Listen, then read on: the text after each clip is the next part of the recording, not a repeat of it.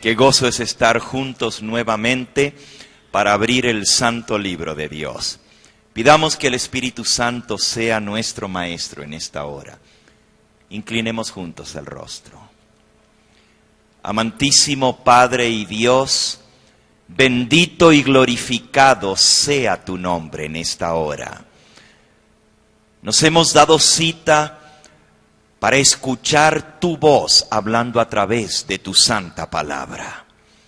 Y te pedimos que el mismo Espíritu que inspiró a estos santos hombres de Dios, profetas y apóstoles, a registrar estas cosas, pueda estar presente hoy en nuestro medio y pueda aplicar el mensaje a nuestro corazón.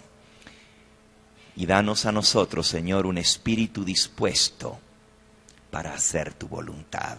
Que no seamos meros oidores, sino hacedores de tu palabra. En el nombre de Jesús. Amén. Amén. Estamos estudiando juntos el último mensaje de misericordia de Dios al planeta Tierra. El último llamado de Dios a un mundo condenado. Estamos viviendo en la última generación de la historia de este mundo. Y Dios envía este mensaje de misericordia justo antes del regreso de nuestro Señor Jesucristo. Apocalipsis capítulo 14, versículos 6 y 7.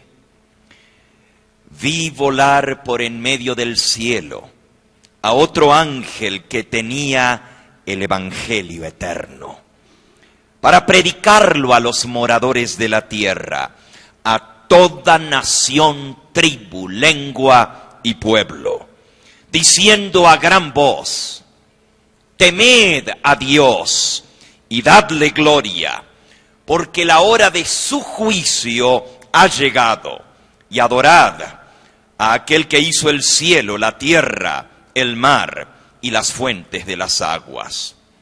Otro ángel lo siguió diciendo: ha caído Babilonia, la gran ciudad, porque ha hecho beber a todas las naciones del vino del furor de su fornicación. Y el tercer ángel los siguió diciendo a gran voz: si alguno adora a la bestia y a su imagen, y recibe la marca en su frente o en su mano, él también beberá del vino de la ira de Dios, que ha sido vaciado puro en el cáliz de su ira, y será atormentado con fuego y azufre delante de los santos ángeles y del Cordero. Y el humo de su tormento sube para siempre jamás. Y no tienen reposo de día ni de noche los que adoran a la bestia, ni a su imagen, ni nadie que reciba la marca de su nombre. Y entonces el versículo 12, digámoslo todos juntos: aquí está la paciencia de los santos, los que guardan los mandamientos de Dios y tienen la fe de Jesús. Este triple mensaje angélico es enviado a los habitantes del planeta Tierra justo antes del regreso del Señor Jesús. El mensaje del primer ángel llama a todos los habitantes del mundo a temer a Dios y a darle a Él gloria, a adorar al Creador de los cielos y de la tierra, porque la hora de su juicio ha llegado. El mensaje del primer ángel anuncia la hora del juicio de Dios. El mensaje del segundo ángel desenmascara el falso sistema religioso. Babilonia es el nombre de una ciudad donde fue el origen de la religión falsa, pero es también el nombre de una mujer, Apocalipsis capítulo 17, y una mujer en lenguaje profético representa una iglesia. En este caso, si ustedes buscan Apocalipsis 17, dice: vino entonces uno de los 7 ángeles que tenían las 7 copas y habló conmigo diciéndome: ven acá, te mostraré la sentencia contra la gran ramera, la prostituta, que está sentada sobre muchas aguas. Con ella han fornicado los reyes de la tierra, y los moradores de la tierra se han embriagado, se han emborrachado con el vino del furor de su fornicación. Y me llevó en el espíritu al desierto y vi a una mujer sentada sobre una bestia, escarlata, llena de nombres de blasfemia. La bestia tenía 7 cabezas y 10 cuernos, y la mujer estaba vestida de púrpura y escarlata, adornada de oro, de piedras preciosas y de perlas, y tenía en la mano un cáliz de oro, lleno de abominaciones y de la inmundicia de su fornicación, y en su frente tenía un nombre escrito, un misterio. ¿Cómo se llamaba la mujer?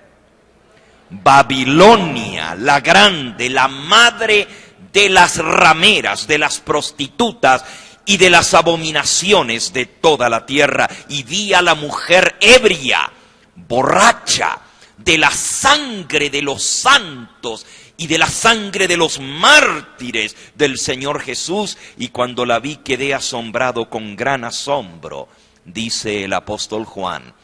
Noten que aquí se habla de la misma Babilonia la grande, solo que ahora dice que es una mujer que está sentada sobre una ¿qué?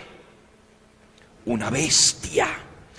Por eso el mensaje del segundo ángel anuncia la caída de Babilonia, esta ciudad que es también una mujer en lenguaje simbólico y representa el falso sistema religioso, la religión falsa que viene desde la época de Babilonia y llega hasta nuestros días finales. Saben, hoy en día hay muchas religiones.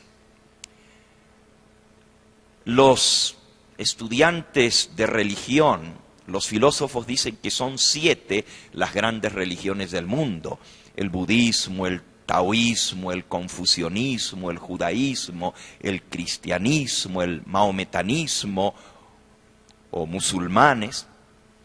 Pero en realidad, para Dios, hay solamente 2 religiones, solo 2. La religión verdadera, el culto al Dios verdadero, el creador de los cielos y de la tierra, y todas las demás religiones son ¿qué? Falsas, apóstatas, solo 2. Por eso ustedes van a encontrar que en el libro de Apocalipsis se habla de 2 mujeres. Una, la esposa del Cordero, la iglesia de Cristo. Y la otra, la ramera, la apóstata. Y el mensaje del segundo ángel anuncia la caída de ese sistema falso religioso. Y el mensaje del tercer ángel amonesta contra la adoración a la bestia, a su imagen, y recibir la marca de la bestia. Noten que la mujer está sentada sobre la bestia. La bestia en lenguaje profético representa un sistema político. Pero en este caso, la mujer que viene montada arriba de la bestia representa un sistema religioso, manipula o maneja o dirige la política del mundo. La bestia representa un sistema político para perseguir al pueblo que guarda los mandamientos de Dios y tiene la fe de Jesús. Este es el escenario final de la historia de este mundo. La religión unida con la política para lograr un dominio mundial.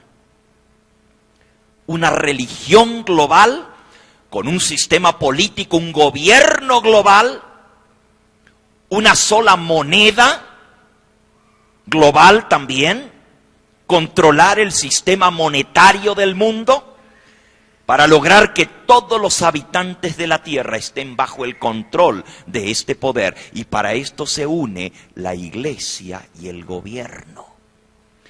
Son cosas muy serias las que estamos estudiando en esta semana. Hoy vamos a concluir el tema que iniciamos ayer sobre lo que significa adorar al Dios verdadero. Apocalipsis 14:7, temed a Dios y dadle gloria, porque la hora de su juicio ha llegado, y adorad al que hizo el cielo, la tierra, el mar y las fuentes de las aguas. El conflicto final gira en torno a la adoración. ¿A quién realmente adoraremos? ¿Adoraremos al creador de los cielos y de la tierra, el único Dios verdadero que merece adoración? ¿O adoraremos al falso sistema religioso y político, la religión impuesta por la fuerza sobre el mundo, la bestia y su imagen? ¿A quién adoraremos? Es el conflicto final. Y el mensaje del primer ángel nos dice, con un imperativo de parte de Dios: adorad al que hizo el cielo, la tierra, el mar y las fuentes de las aguas. Saben, desde los comienzos de la historia de la humanidad, el hombre siempre ha buscado adorar a un ser superior. Todos los pueblos de la tierra, aún los que no han tenido un mensaje directo de parte de Dios, como la religión judío-cristiana, aún los pueblos más remotos de la tierra, siempre han buscado la adoración de un ser superior.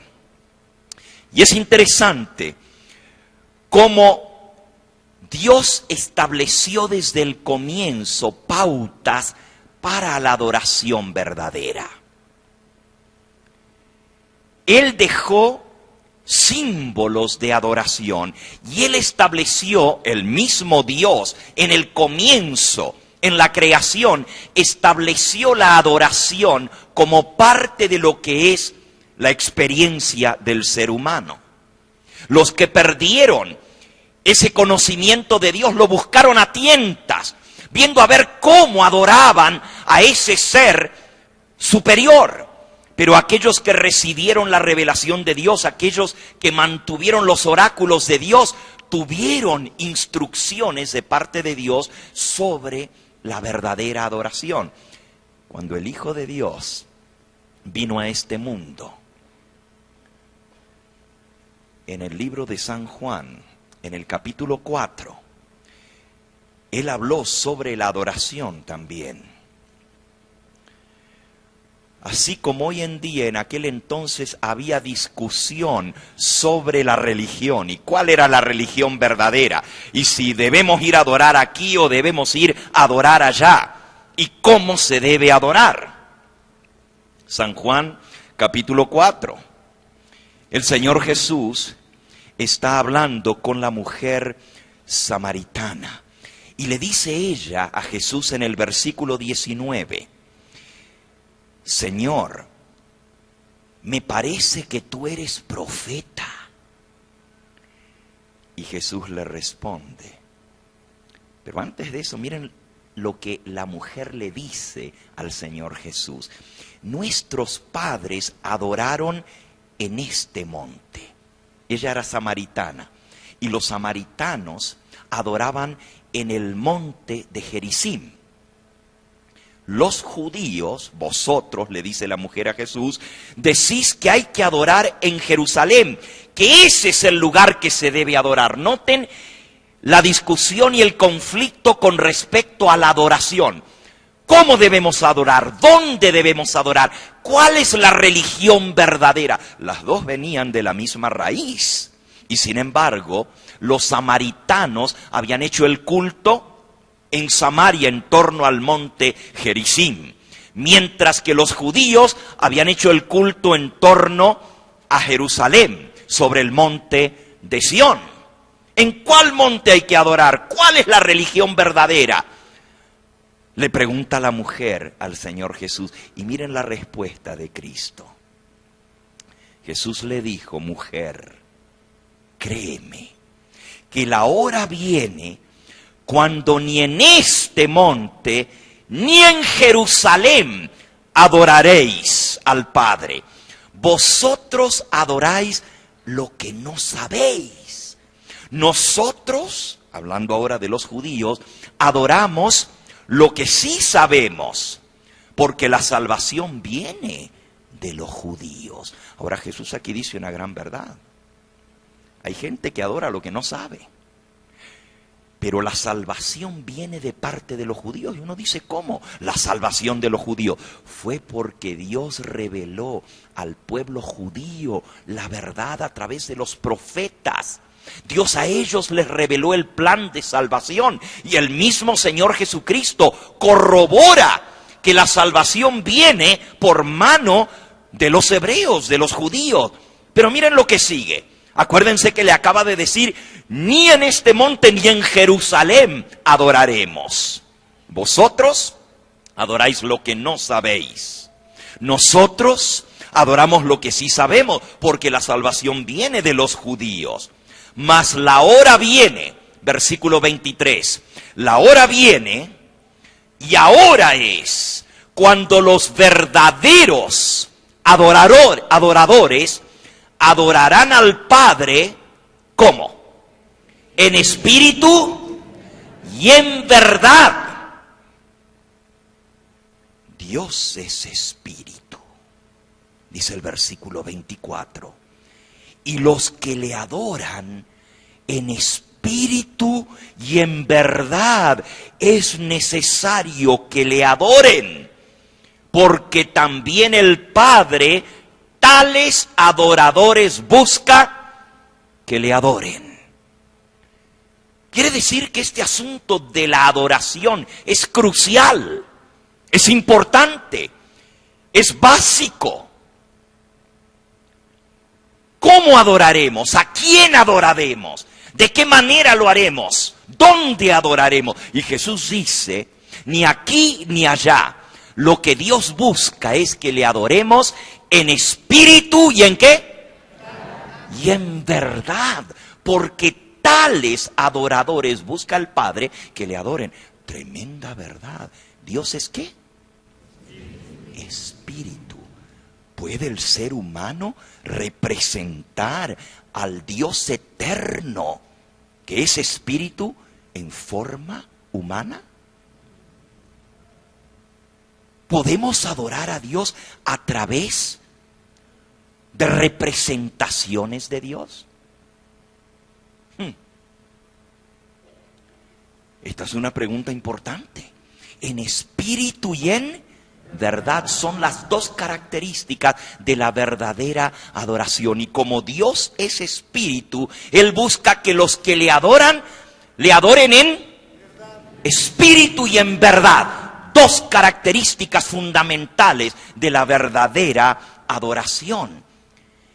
Y porque Dios es espíritu, Él reveló que Él no quería que le hicieran imágenes de su persona. Vamos a la santa ley de Dios en el libro de Éxodo, en el capítulo 20.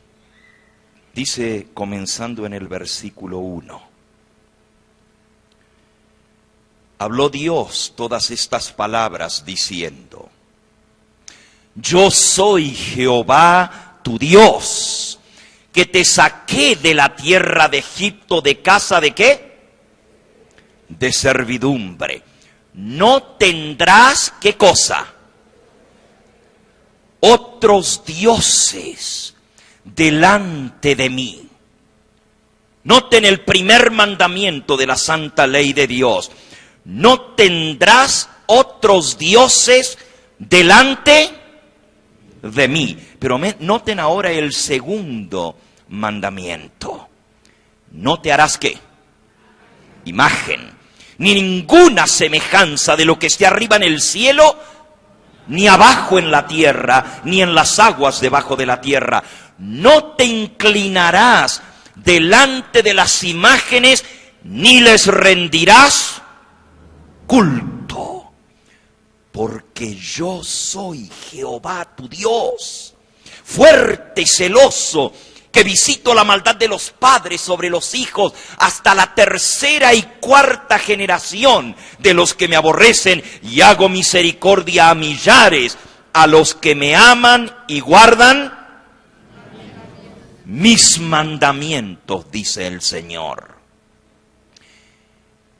La prohibición en el mandato de Dios es directa. No te harás imágenes, ni de lo que está arriba en el cielo, ni abajo en la tierra. No te postrarás delante de las imágenes, ni les rendirás culto, porque yo soy Jehová, tu Dios.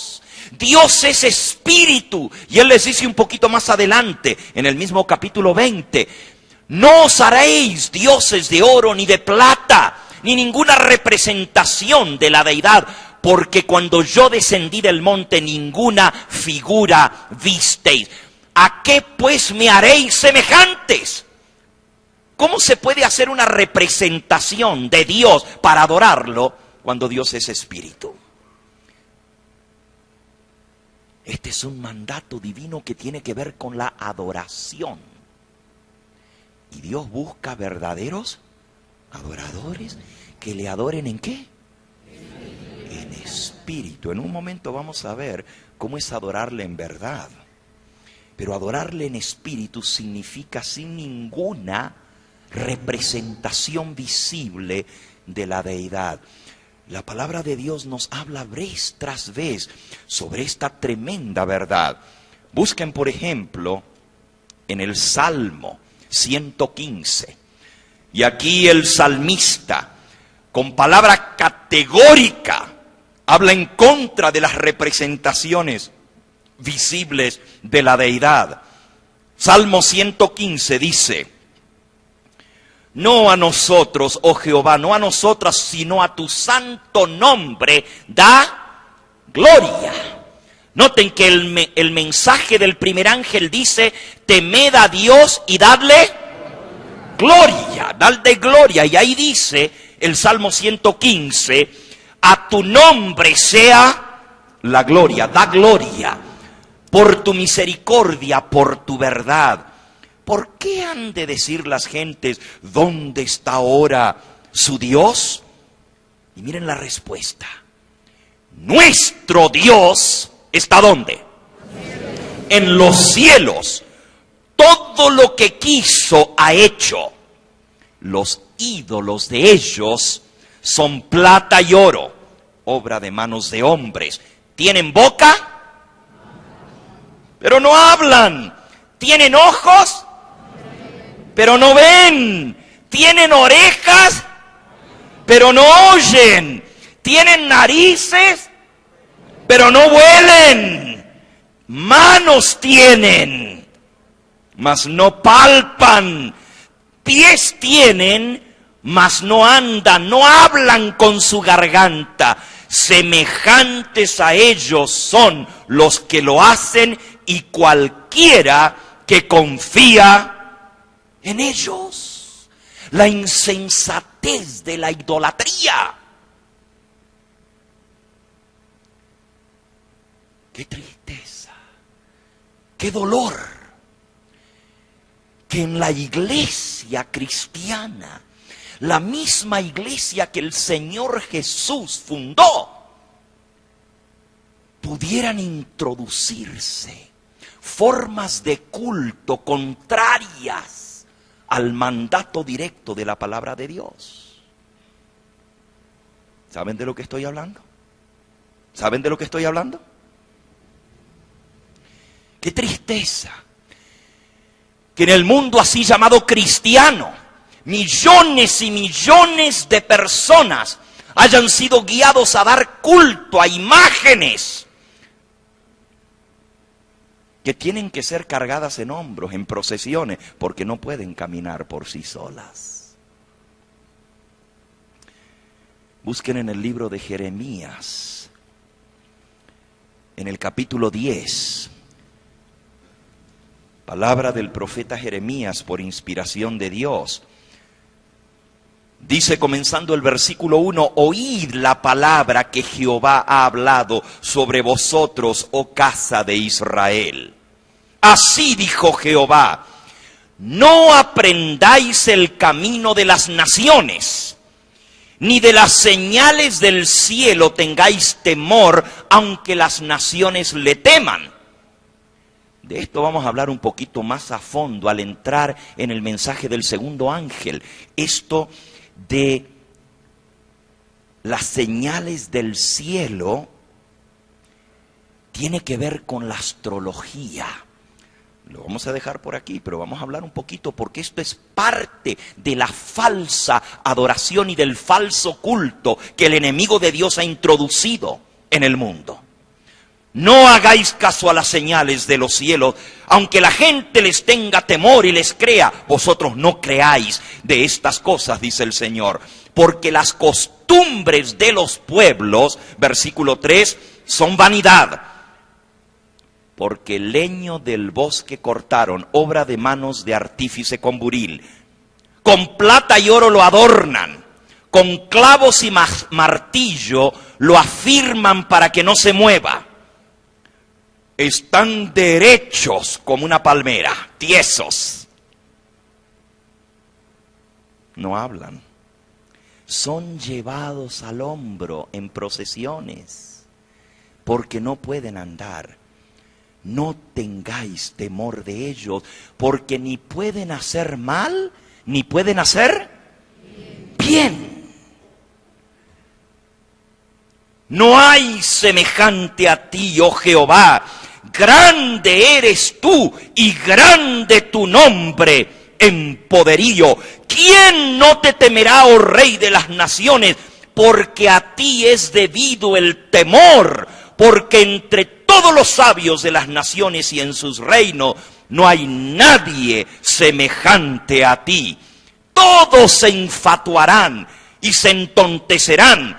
Enseñanza de vanidades es el leño. El leño se refiere al pedazo de palo con que se hace una imagen. Traerán plata batida de Tarsis y oro de Ufaz, obra del artífice y de manos del fundidor. Los visten de azul y púrpura, obra de peritos en todo. Mas Jehová, Él es el Dios verdadero. Él es el Dios vivo, Rey del universo, Rey eterno. A su ira tiembla la tierra y las naciones no pueden sufrir su indignación. Les diréis así: los dioses que no hicieron los cielos ni la tierra, desaparezcan de la tierra y de debajo de los cielos.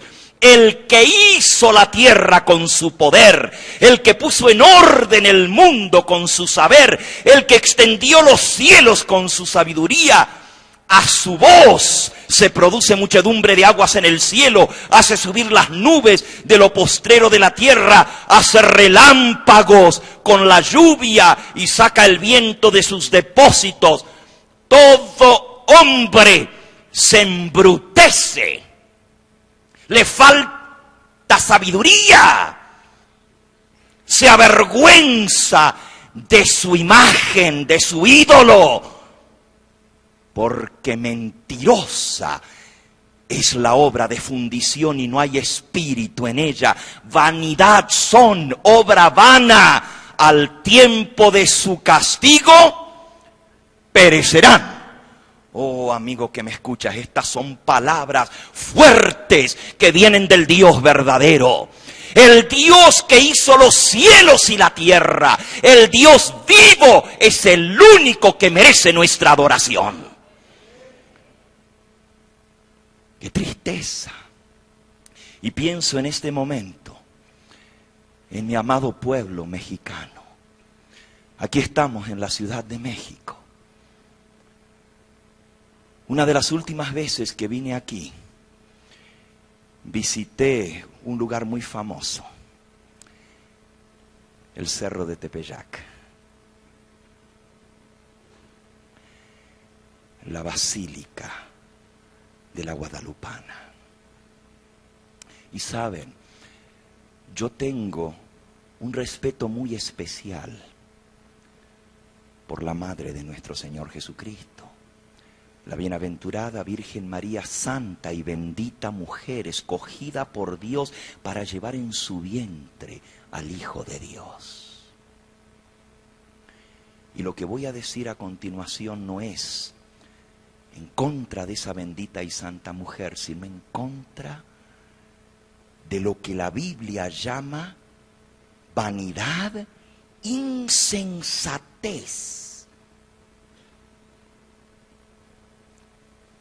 Me dolió el corazón. Una basílica tan hermosa, no solo la nueva que se construyó, sino aún la antigua y las demás. Pero ver tanta idolatría, ver tantas imágenes. Estacionamos nuestro automóvil en el subsuelo de la basílica. Y ahí está lleno de tiendas, abarrotadas de imágenes, de todos los tamaños, de todos los colores, de todos los precios, en oro, en plata, en bronce, en hierro, en madera, en piedra, en yeso, en el material que las busques, del precio que las busques. Me duele el corazón. Pueblo mío, los que te guían, dice la Escritura, te engañan. ¿Por qué no les enseñan a nuestro pueblo que es idolatría tener imágenes y postrarse delante de las imágenes? Que es violación del mandamiento santo de Dios. Por eso Dios manda un mensaje final al planeta Tierra. Temed a Dios, dadle a Él gloria y adorad al Creador de los cielos y de la tierra. Dios quiere que le adoremos en espíritu, porque tales adoradores busca a Dios que le adoren.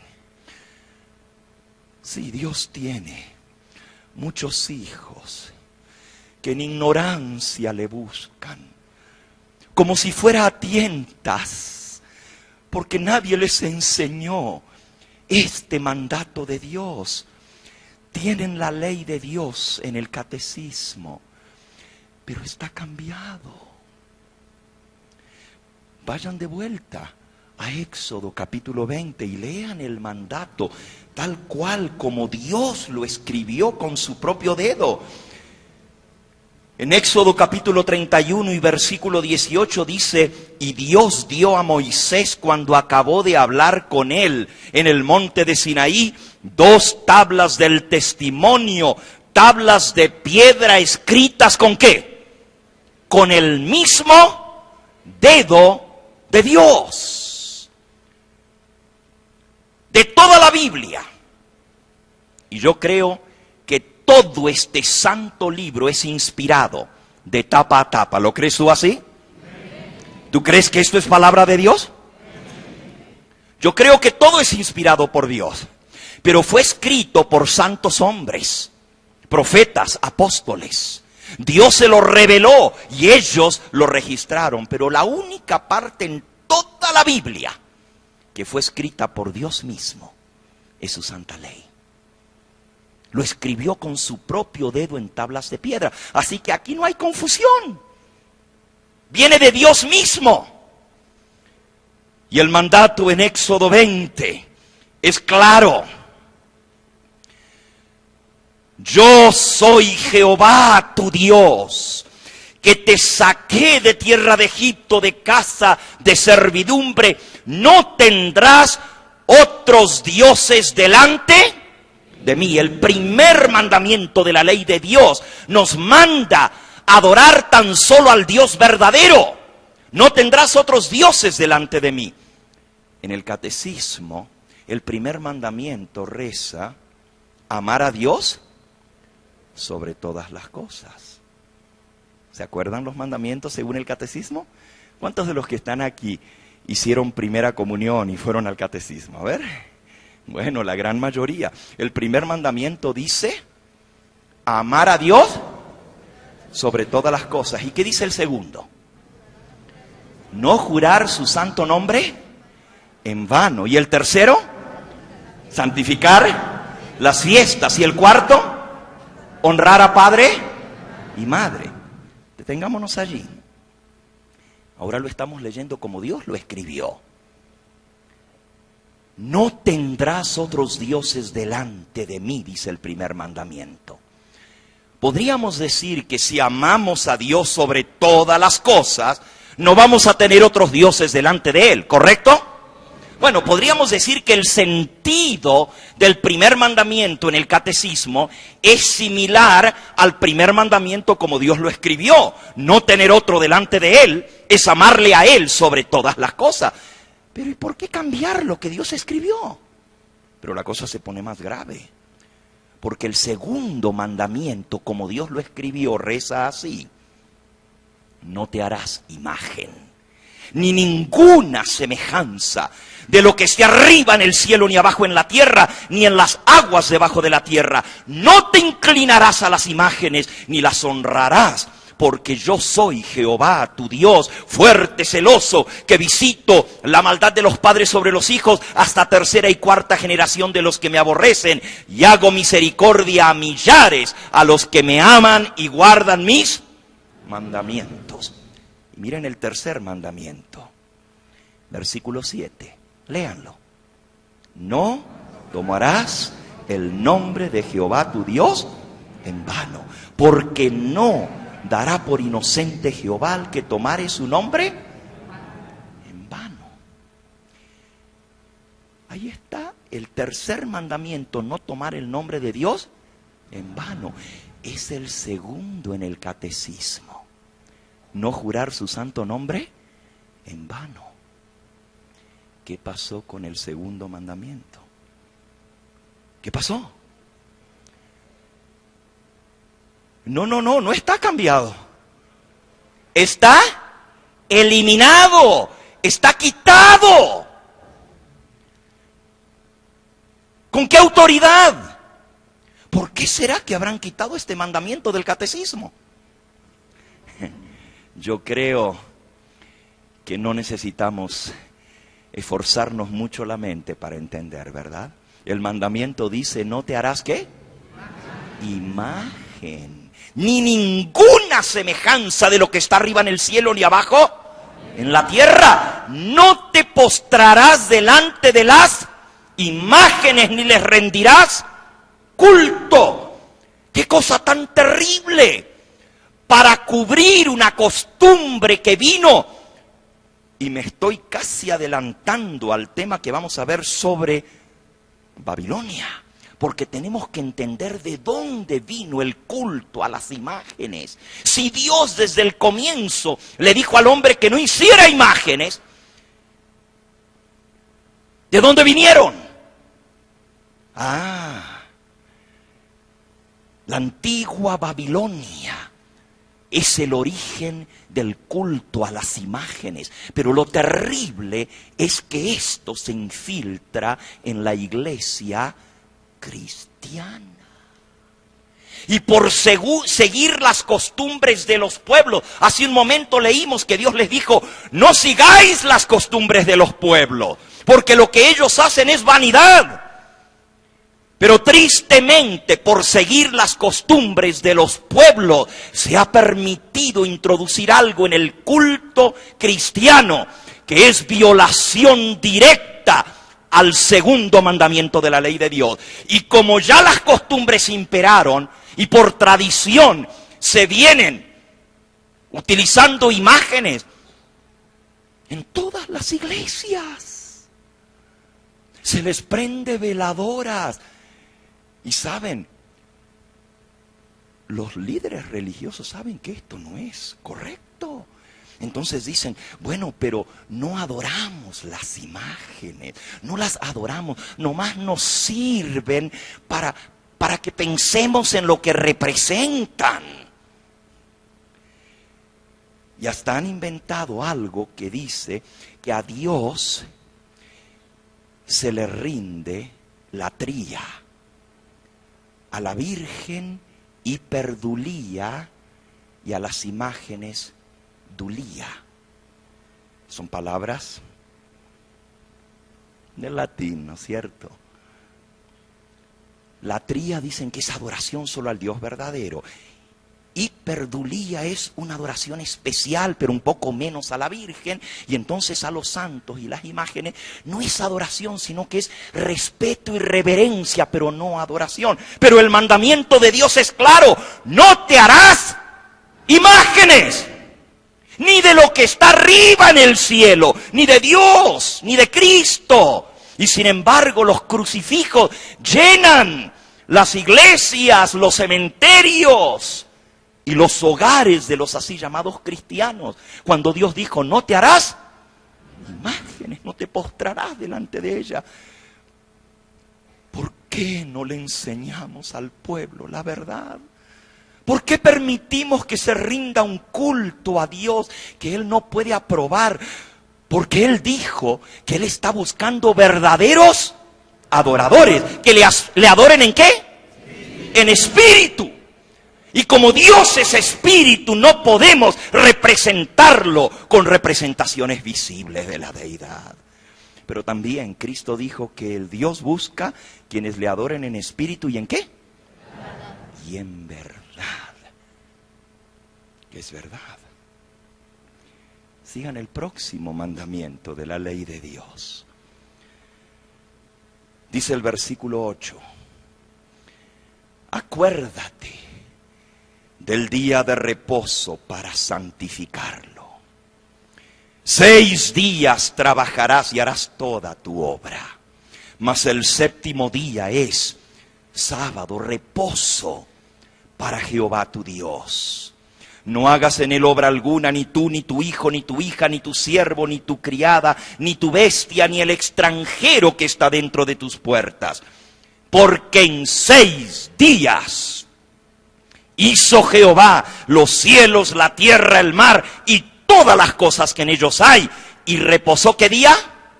El 7º día.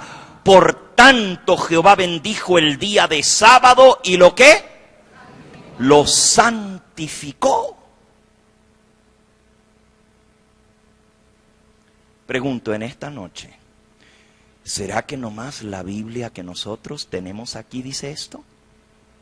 ¿Hay alguien aquí que tenga un ejemplar de las Santas Escrituras católica? ¿Alguien tiene aquí, en esta noche, una Biblia católica? ¿Tú tienes una? Oh, pues tráemela. Tráemela por un momentito. Vamos a ver si la Biblia católica dice exactamente lo mismo sobre las imágenes y sobre el día de reposo. Ven, ven. Gracias.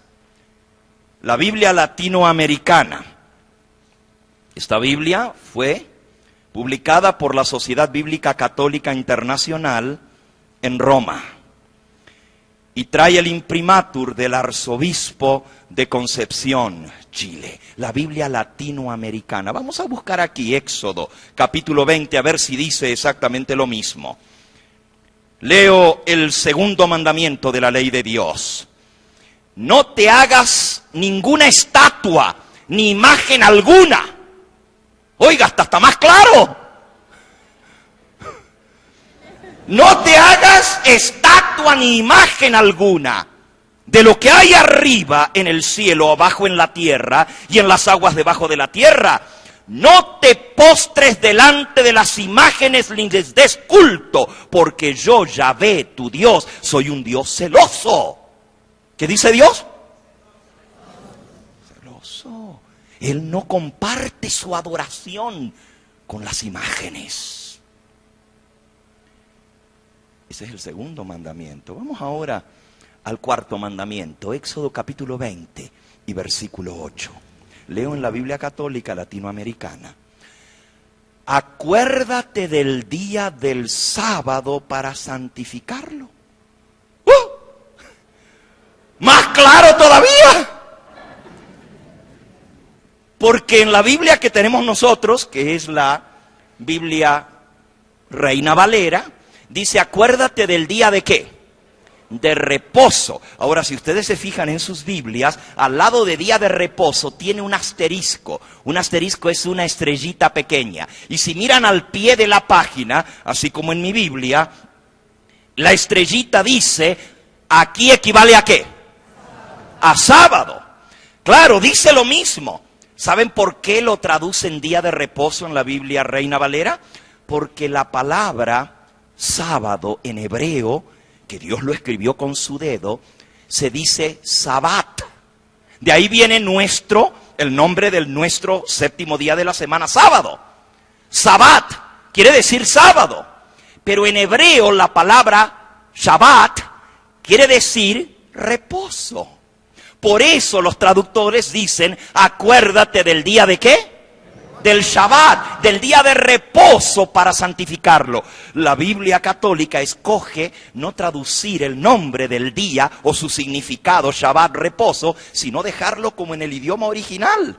Miren, acuérdate del día del sábado para santificarlo.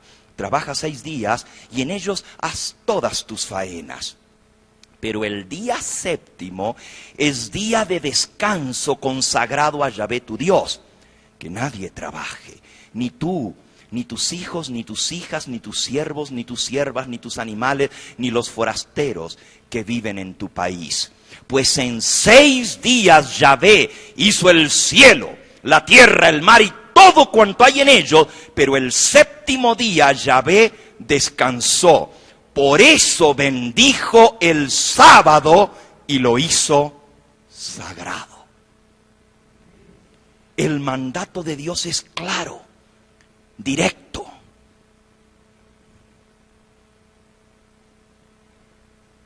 No hay duda alguna, no importa en la Biblia que lo leas. Y tú me preguntas ahora, bueno, pero ¿y si el mandato de Dios dice sábado? ¿Por qué el mundo cristiano guarda qué día? El domingo. ¿No será que en algún momento Dios o Cristo o los apóstoles cambiaron este mandamiento? ¿Podría ser? ¿Cambia Dios? La palabra de Dios dice que Jehová no cambia. Jesucristo es el mismo ayer, hoy y ¿qué? Y por los siglos. Algunos dicen que Él puso fin a la ley y que ya no tenemos que guardar esa ley porque esa ley caducó con la muerte de Cristo. Que Él vino a cambiar y abolir la ley, que esa ley ya fue clavada en la cruz y abolida. ¿No han escuchado ustedes eso? Sí. Bueno, vayan a San Mateo en el capítulo 5. San Mateo capítulo 5. Y el Señor Jesucristo declara estas mismas palabras en el versículo 17. No penséis, dice Jesucristo, no penséis que he venido a abolir o abrogar la ley o los profetas. No he venido para abrogar, sino ¿para qué? Para cumplir. Porque de cierto os digo que hasta que pasen el cielo y la tierra, ni una jota, ni un tilde pasará de la ley hasta que todo sea cumplido. De manera que cualquiera que quebrante uno de estos mandamientos, por muy pequeño que sea, y así enseña a los hombres, muy pequeño será llamado en el reino de los cielos, mas cualquiera que los haga y los enseñe, éste será llamado grande en el reino de los cielos. ¿Vino Cristo a abolir la ley? ¿Vino a cambiarla? ¿Él vino a qué? A cumplirla, y dijo que el que enseñe a cumplir los mandamientos será grande en el reino de los cielos. Pero el que los viole y enseñe a violarlos será muy pequeño. Y hay otro pasaje donde dice que el reino de los cielos es para los fuertes y los grandes lo arrebatan. Los pequeños se van a quedar fuera. Si Cristo no cambió la ley, entonces ¿de dónde vino el hecho de que hoy en día la mayoría del mundo cristiano vaya a la iglesia el domingo y no el sábado? Saben, el sábado fue establecido, como vimos ayer, desde la misma creación del mundo. ¿Quién es el Dios creador? Ayer lo vimos. ¿Quién es? ¿El Padre, el Hijo o el Espíritu Santo es el creador? ¿Quién? Los tres trabajaron en conjunto en la creación, pero el que dijo sea la luz y fue la luz, el que mandó y existió fue ¿quién? ¿El Padre? El Hijo, Jesucristo, es el creador de todo lo que existe. Ya lo estudiamos anoche. En el mundo estaba y el mundo por él fue hecho, pero el mundo no lo reconoció. El que hizo el mundo fue el mismo que vino a darnos vida eterna, a morir por nosotros. Anoche lo estudiamos. Y Jesucristo, el creador, estableció el sábado desde la creación del mundo. Desde la misma primera semana de la creación, vimos anoche, Él apartó el séptimo día como recordativo de que Él es el Dios creador. Y Él merece que le obedezcamos, que le adoremos porque Él nos creó, porque Él nos dio la vida. Y el monumento recordativo de que Él es el Dios creador es el séptimo día, su santo sábado. Por eso Jesús le dijo a la mujer samaritana, el Padre busca adoradores que le adoren ¿en qué? En espíritu y en verdad. Esa verdad que ha sido pisoteada en esta generación. Esa verdad que enseña que verdaderamente hay un Dios creador de los cielos y de la tierra. Y que ese Dios creador no necesitó millones y millones de años para traer la vida al planeta Tierra, sino que lo hizo ¿en cuántos días? En 6 días hizo Jesucristo el cielo y la tierra. Esa verdad que hoy en día está siendo negada, está siendo burlada, les enseñan a nuestros hijos en las escuelas a que venimos del mono, a que descendemos de animales y que han pasado millones y millones de años para el proceso evolutivo, cuando la palabra de Dios dice que Dios lo creó ¿en cuánto tiempo? En 6 días. Y la prueba de que Él lo creó en 6 días es que Él apartó el séptimo, el sábado. Lo apartó para que fuera sagrado. Si el ser humano hubiera respetado el santo sábado, hoy en día no habría ateos. Hoy en día no habría quienes niegan la existencia de Dios y la creación de este mundo por Dios. Porque si todos los seres humanos respetaran el mandamiento de Dios, cuando los niños preguntaran a su papá, papá, ¿y por qué guardamos el séptimo día? El padre le diría, porque Jesucristo hizo el mundo en 6 días y reposó el séptimo día. Pero qué tristeza, por eso Cristo dice que el Padre busca adoradores que le adoren en espíritu y ¿en qué? Y en verdad. Cuando ustedes leen la Biblia, el verdadero pueblo de Dios a lo largo de los siglos respetó el santo sábado. Desde la creación del mundo, Noé guardó el sábado, Abraham guardó el sábado, Moisés guardó el sábado, el pueblo de Israel guardó el sábado, el profeta Isaías guardó el sábado, el profeta Jeremías nos habla acerca de guardar el sábado, el profeta Ezequiel amonesta al pueblo a que no se aparten del mandamiento del santo sábado del Señor. Todos los profetas del Antiguo Testamento nos hablan acerca de ese día especial apartado por Cristo desde la creación del mundo. Tú me dices, pero pastor, eso del sábado, sí, yo he escuchado, pero los judíos son los que guardan el sábado. ¿Sí o no? ¿No son los judíos los que guardan el sábado? Es cierto. Los judíos son los que guardan el sábado. ¿Por qué creen ustedes que los judíos guardan el sábado? El pueblo judío fue el pueblo escogido. Fue el pueblo a quien Dios le reveló su santa ley y sus oráculos.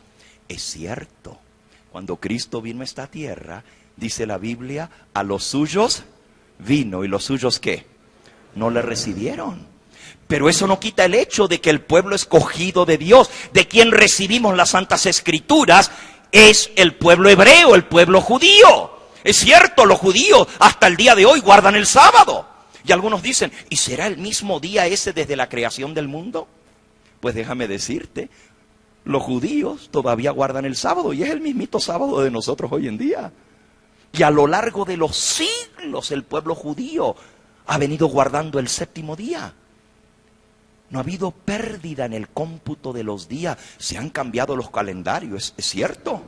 Se cambió el calendario más de una vez en la historia, pero nunca se alteró el ciclo semanal. El sábado de hoy en día es el mismo sábado de la época del Señor Jesucristo, el mismo séptimo día de la semana y el mismo séptimo día de la semana que viene desde la creación del mundo. Tú me dices, bueno, pero sí, los judíos guardaron el sábado, pero ¿y qué de nosotros los cristianos?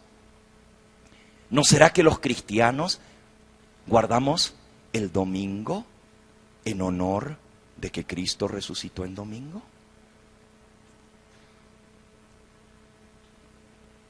¿Creen ustedes de que si el Señor Jesucristo tenía intenciones de cambiar un mandamiento de su santa ley, que Él mismo escribió con su dedo, no lo habría revelado en su palabra?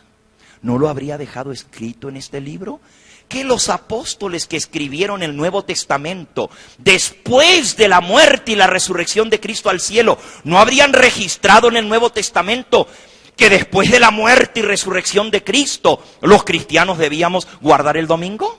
Ustedes pueden leer el Nuevo Testamento desde la primera hoja hasta la última y no van a encontrar un solo mandato ni de Cristo ni de los apóstoles que dicen que hay que guardar el domingo en honor de la resurrección de Cristo.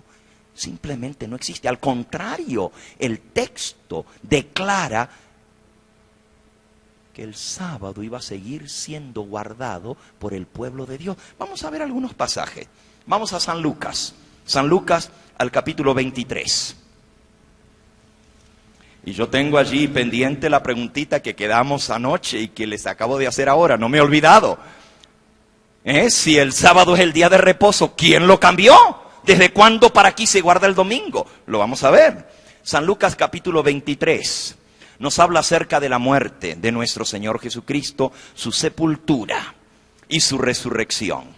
Vamos a comenzar allí con el versículo 50 de San Lucas 23. Dice, había un varón llamado José de Arimatea, ciudad de Judea, el cual era miembro del concilio, varón bueno y justo, que también esperaba el reino de Dios y no había consentido en el acuerdo ni en los hechos de ellos, fue a Pilato y pidió el cuerpo de Jesús, y quitándolo, lo envolvió en una sábana y lo puso en un sepulcro abierto en una peña en el cual aún no se había puesto a nadie.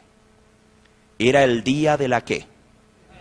De la preparación, y estaba para comenzar ¿qué día? El sábado, el día de reposo. ¿Qué día murió Cristo? Viernes. ¿Cómo se le llama al viernes en la Biblia? ¿Día de la qué? De la preparación. ¿Saben? Entre los hebreos, los nombres de los días son muy interesantes. Por ejemplo, el séptimo día se llama sábado, que quiere decir reposo. Lo que nosotros llamamos viernes, ellos le llaman preparación, en hebreo parasebe, que quiere decir preparación, ¿para qué? Para el sábado. En español, nosotros derivamos los nombres de los días de la semana del idioma latín, porque nuestro idioma español desciende del latín. El latín era el idioma de los romanos y el idioma de la iglesia popular por siglos era el latín. De allí vienen los días de la semana. Por eso al primer día de la semana, los que hablamos español le llamamos domingo, al segundo día lunes, al tercero martes y así sucesivamente. Todos los idiomas que descienden del latín se llama idiomas latinos, por eso a nosotros nos llaman latinos. También se les llama a esas lenguas romances, no porque sean románticas, sino porque vienen de Roma, romances, ¿ok? Del latín. El primer día de la semana en latín se dice Dominus, Dominus Dei, que quiere decir día del Señor. Ahora muchos, sin conocer el origen de los días de la semana que vienen del Imperio Romano, Dicen, ¿ya ven? El primer día de la semana es el día del ¿qué? Del Señor. Lo que ignoran es que entre los romanos, el nombre del dios principal entre los romanos, el dios Sol, se llamaba Dominus Sol Invictus. Dominus, Señor, Sol, Señor Sol, nunca vencido, invicto. El nombre del dios principal entre los romanos era Dominus. Por eso el primer día de la semana se llama domingo, en honor al dios Sol. El segundo día de la semana, lunes, en honor a la diosa ¿qué? Luna. El tercer día de la semana, martes, en honor al dios Marte, el dios de la guerra. Miércoles, Mercurio. Jueves a Júpiter. Viernes a Venus. ¿Y sábado? No. En inglés sí. En inglés, sábado se dice Saturday. Y Saturday quiere decir día de Saturno. El primer día de la semana en inglés se dice ¿cómo? ¿Cómo se dice? Sunday. Sunday. ¿Y qué quiere decir Sunday? Día del sol. Domingo, día del sol. Pero sábado no viene del latín. Viene del hebreo, sabbat, que quiere decir día de reposo. Por lo menos en español tenemos la herencia de la palabra de Dios para el nombre del día. Pero volviendo a lo que estábamos diciendo, vamos a la historia. Los judíos le llaman al viernes preparación. Adivinen cómo le dicen al jueves. Los nombres de los días de la semana entre los hebreos son bien interesantes. El jueves se llama Bet Shabbat. Y quiere decir Bet Shabbat, 2 para el sábado. El miércoles se llama Gimel Shabbat. ¿Y qué quiere decir? 3 para el sábado. El martes se llama Dalet Shabbat. ¿Y quiere decir? 4 para el sábado. El domingo se llama Rosh Hashevet y quiere decir primer día de la semana. Volvamos a leer ahora el texto que estábamos leyendo, San Lucas 23. Dice que José de Arimatea pidió el cuerpo de Jesús, lo bajó de la cruz, lo envolvió en una sábana y lo puso en un sepulcro en la peña en el cual nadie había sido puesto. Versículo 54. Era el día de la preparación y estaba para comenzar, ¿qué día? El sábado. Las mujeres que habían venido con él desde Galilea siguieron también y vieron el sepulcro y cómo fue puesto su cuerpo. Y vueltas prepararon especias aromáticas y ungüentos y descansaron el sábado conforme al ¿qué? Al mandamiento. El primer día de la semana, miren cómo se le llama en la Biblia al domingo. El primer día de la semana, muy de mañana, vinieron al sepulcro trayendo las especies aromáticas que habían preparado y algunas otras mujeres con ella, y hallaron removida la piedra del sepulcro y entrando no hallaron el cuerpo del Señor Jesús. Cristo muere un viernes. ¿A qué hora murió el Señor Jesucristo? A la hora nona, que son las 3 de la tarde. Apenas si les dio tiempo para ir y conseguir el permiso de bajarlo de la cruz. San Juan capítulo 19, pueden buscarlo por un momentito. San Juan capítulo 19 dice, para que los cuerpos no quedasen en la cruz. Podemos leerlo allí en el versículo 31. Entonces los judíos, por cuanto era la preparación de la Pascua, a fin de que los cuerpos no quedasen en la cruz el día de sábado, pues aquel día de reposo era de gran solemnidad, rogaron a Pilato que se les quebrasen las piernas y fuesen quitados de allí. Vinieron pues los soldados, quebraron las piernas al primero y asimismo al otro que había sido crucificado con él. Mas cuando llegaron a Jesús, como le vieron ya muerto, no le quebrantaron las piernas. Y uno de los soldados le abrió el costado con una lanza y al instante salió sangre y agua. Un poquito más adelante cuenta la historia de cómo José de Arimatea, versículo 38, pidió a Pilato que les permitiese llevarse el cuerpo de Jesús, y Pilato se los concedió y vino y llevó el cuerpo de Jesús. También Nicodemo, el que antes había visitado a Jesús de noche, vino trayendo un compuesto de mirra y de áloes como 100 libras. Tomaron pues el cuerpo de Jesús y lo envolvieron en lienzos, según la costumbre de sepultar de los judíos. Y en el lugar donde había sido crucificado había un huerto, y en el huerto había un sepulcro nuevo en el cual aún no había sido puesto ninguno. Allí pues, por causa de la preparación de la Pascua de los judíos, y porque aquel sepulcro estaba cerca, pusieron a Jesús. Y el primer día de la semana, María Magdalena fue de mañana siendo aún oscuro al sepulcro, y vio quitada la piedra del sepulcro. Noten la secuencia. Cristo muere un viernes. Lo bajan de la cruz. Lo ponen en un sepulcro y lo envuelven en una sábana. ¿Por qué? Si se recuerdan lo que leímos en San Lucas, porque estaba por comenzar el sábado. Las mujeres solamente les dio tiempo de comprar lo necesario para embalsamar al cuerpo, pero no les dio tiempo de preparar el cuerpo para la sepultura. ¿Saben cómo se preparaba el cuerpo? ¿Se acuerdan de Lázaro, cómo resucitó? ¿Cómo venía Lázaro de la tumba? Todo vendado en vendas, como una momia. Así los preparaban, los iban envolviendo y les ponían perfumes, aromas, especies para conservar el cuerpo. A Jesús no les dio tiempo de hacer eso. Solo lo envolvieron en una sábana y pusieron allí lo que habían comprado. Y tempranito, el primer día de la semana, vinieron las mujeres al sepulcro trayendo las especies que ellos habían comprado para ahora preparar el cuerpo del Señor Jesús para la sepultura. ¿Por qué no lo hicieron antes? Dice, porque descansaron el sábado conforme al... mi amigo, mi amiga.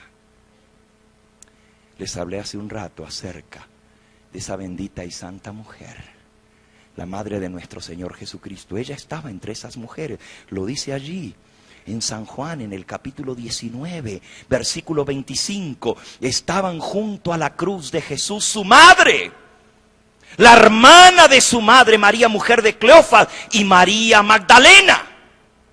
Las tres Marías estaban al pie de la cruz. Y había otras mujeres con ellas también.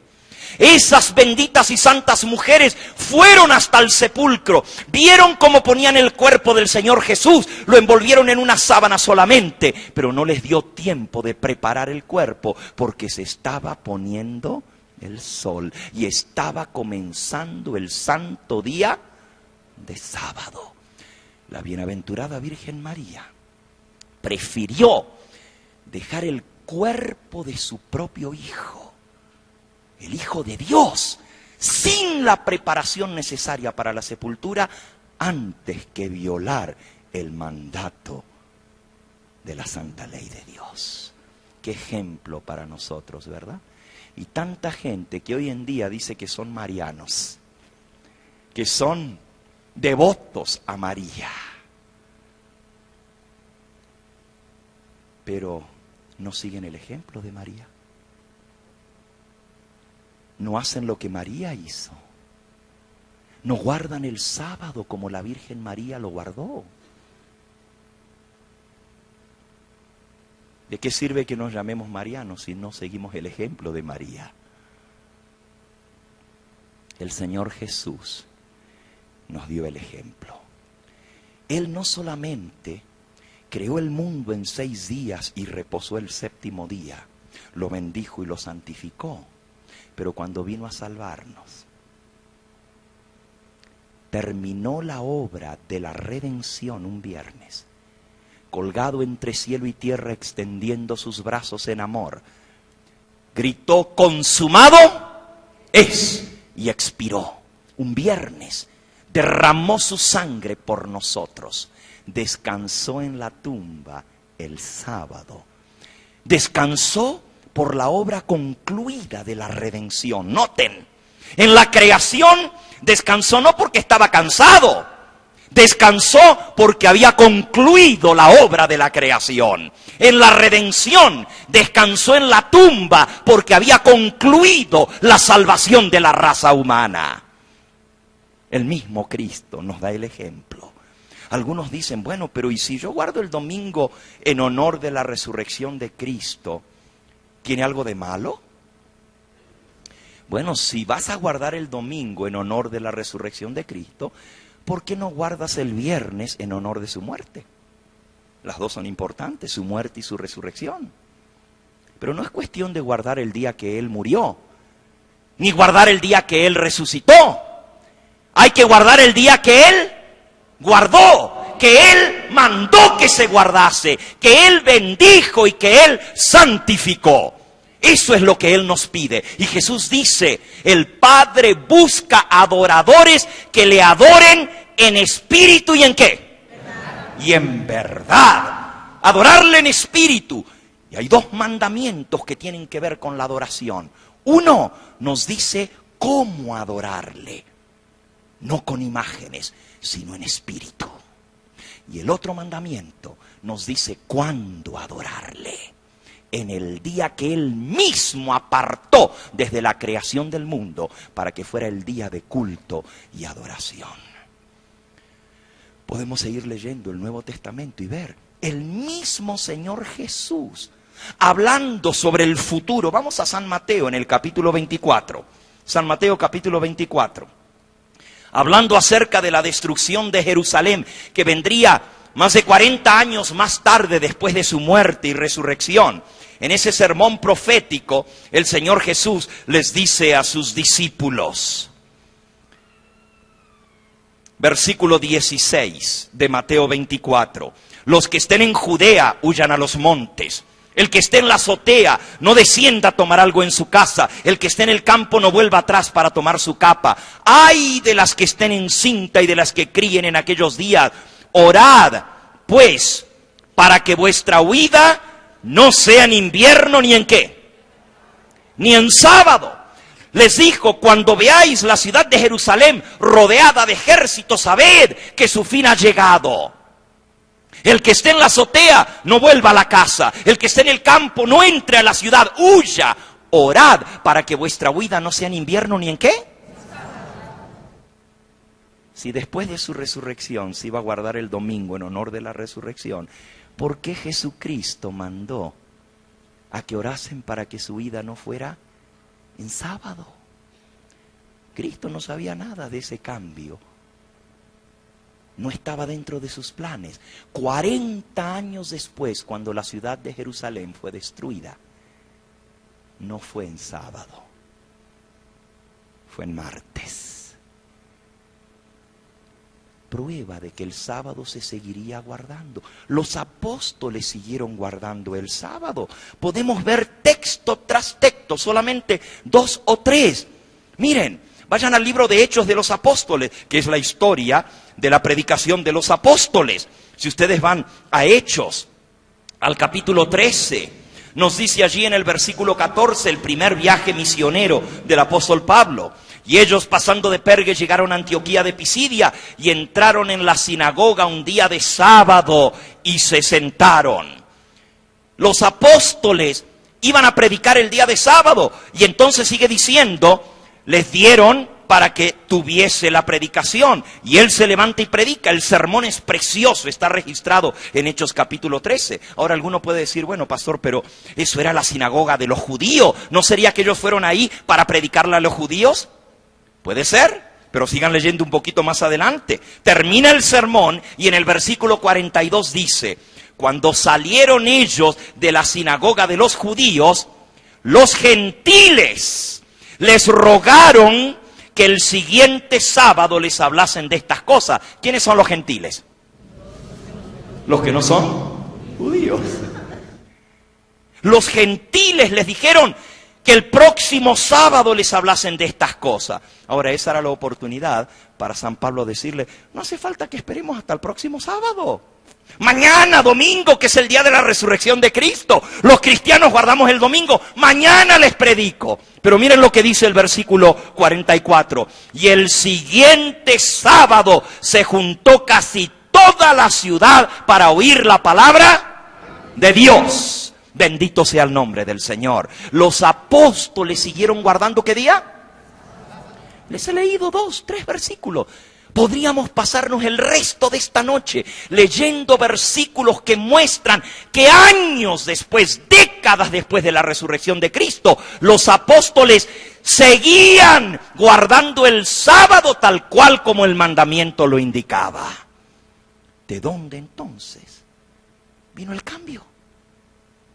¿Cuándo se efectuó un cambio tan importante como es cambiar el día que Cristo bendijo y santificó desde la creación del mundo? ¿Quién se atrevió a hacerlo? ¿Saben ustedes que estaba profetizado?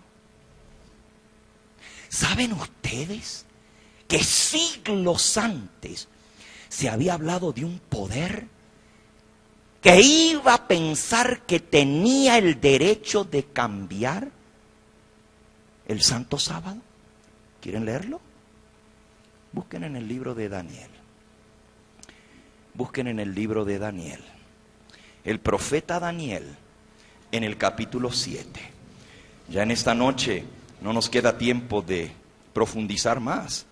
Pero no se preocupen, porque mañana vamos a entrar a estudiar el mensaje del segundo ángel que desenmascara a Babilonia, la religión falsa, esa mujer que ha dado a beber a todas las naciones del vino del error, de la mentira, del engaño. ¿Y de dónde vino esto? El día de culto que los paganos adoraban al sol se introdujo en la iglesia cristiana como si fuera el día de reposo, cuando el Dios creador, Jesucristo, instituyó el séptimo día. Pero la religión falsa puso el primer día de la semana en honor al Dios Sol. Y ese día que viene relacionado con el culto a la deidad pagana, al Sol, se introduce en la iglesia cristiana. ¿Cuándo? ¿Quién se atrevió a hacerlo? Lean Daniel capítulo 7. Dice en el versículo 25. Y hablará palabras ¿contra quién? Contra el Dios Altísimo. Y a los santos del Altísimo quebrantará. Y pensará en cambiar los tiempos y la ¿qué? Y la ley. ¿Quién es este poder que dice que iba a hablar palabras contra el Dios Altísimo? Que a los santos del Altísimo quebrantaría, perseguiría al pueblo de Dios. Y que pensaría en cambiar los tiempos y la ley. ¿Quién es este poder que se atrevió a cambiar los tiempos establecidos por Dios mismo? ¿Quién? Sorpréndanse, noten lo que dice. Y a los santos del Altísimo, ¿qué hará? Quebrantará. Vean, Daniel capítulo 7 y versículo 21. Veía yo que este cuerno hacía guerra ¿contra quiénes? Contra los santos y los vencía. Este poder hacía guerra contra los santos y los vencía. Vayan ahora a Apocalipsis capítulo 13, rápidamente. Apocalipsis capítulo 13. Y miren lo que dice aquí. Versículo 7. Se le permitió hacer guerra contra los santos y ¿qué? Y vencerlos. Se le dio también autoridad sobre toda tribu, pueblo, lengua y nación. Y adoraron a la bestia todos los moradores de la tierra, cuyos nombres no estaban escritos en el libro de la vida del Cordero, que fue inmolado desde el principio del mundo. Un poder llamado la bestia se iba a atrever a cambiar los tiempos y la ¿qué? Y la ley de Dios, los tiempos establecidos por Dios mismo para la adoración y el culto, serían cambiados por un poder que perseguiría a los santos ¿de qué? Del Altísimo. Apocalipsis 17, versículo 6. Y vi a la mujer, Babilonia, ebria, borracha de la sangre de los santos y de la sangre de ¿quiénes? De los mártires del Señor Jesús. Esa mujer, Babilonia, la grande, es responsable de haber perseguido a los santos del Altísimo. Y como está montada sobre una bestia que es el poder civil, se iba a atrever.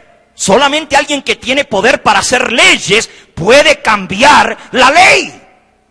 Iba a usar el poder civil para perseguir al pueblo de los santos del Altísimo.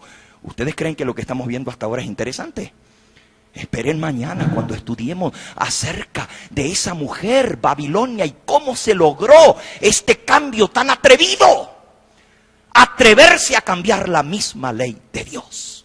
Esto sí que es algo grave. Te pregunto a ti en esta noche. Tú estás comenzando a ver que hay un tremendo sistema de culto falso. Cristo dijo que hay que adorar a Dios en espíritu, no a través de imágenes. Que hay que adorarle en verdad, en el santo día que Él bendijo y santificó desde la creación del mundo. Pero ha habido un trueque, ha habido un cambio, ha habido una infiltración en la iglesia cristiana. Y esa infiltración cambió la verdad por el error y la mentira. Te pregunto a ti, ¿qué harás con esta verdad? ¿Quieres decirle al Señor, estoy dispuesto a seguirte a ti y a nadie más que a ti? Si ese es tu deseo, te invito a que te unas a mí en esta hora. Allí donde estás. Y dile, Señor, quiero seguirte a ti. Quiero serte fiel. Estoy dispuesto a hacer tu voluntad. ¿Quieres ponerte en pie y decírselo de todo corazón en esta hora? ¿Quieres?